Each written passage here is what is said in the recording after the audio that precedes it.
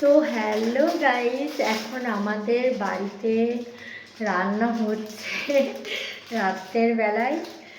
ওই ম্যাগি হচ্ছে, ম্যাগি তৈরি হচ্ছে। তো ম্যাগি রান্নার টেকনিকটা তোমরা একটু দেখে নাও। জাস্ট দেখো, আমি তো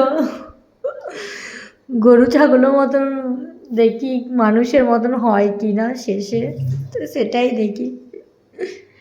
এই দেখো এখানে ম্যাগি, আর আজকেই ম্যাগি কিনে এনেছি, ভাগ্য ভালো, আর খিদেটাও লেগে গেছে। আজকে একটু কম করে ভাত খেয়েছি। আর এই দেখো আমাদের ওই টেকনিক রাঁধুনি,